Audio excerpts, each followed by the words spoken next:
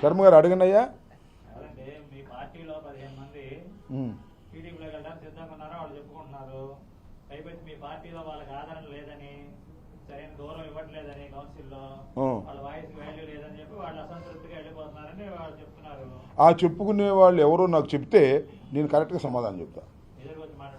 కాదు నువ్వు చెప్పు, నీకు ఎవరు చెప్పారో చెప్తే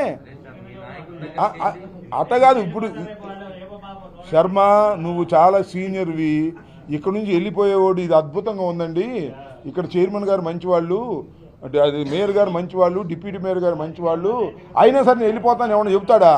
పోయేవాడు బుర్ర జల్లి పోతున్నాడు. ఇదేం కొత్త రాజకీయాలు శర్మాజీ? ఇదేమన్నా కొత్త రాజకీయాల్లో? పోయేవాడు ఏం చేస్తాడు? అమ్మడి రాంబాబు దగ్గర నుంచి పోయేవాడు అమ్మడి రాంబాబు నాకు నచ్చలేదు, అమ్మడి రాంబాబు దుర్మార్గం చెప్తాడు అంతేనా? ఇక పోయేవాడు ఏం చెప్పాడు అనేది అసలు పాయింటే కాదు ఇక్కడ. మేము గమనించేసాం. ఏంటి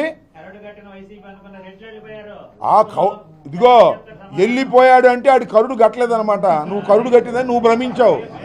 వాడు కరుడు కట్టినోడైతే వెళ్ళేవాడు కాదు. ఆడి కరుడు కట్టలేదు, నువ్వు కరుడు కట్టిందని భావించావు, వాడుకు ముంచిపోయాడు అంతే తేడా.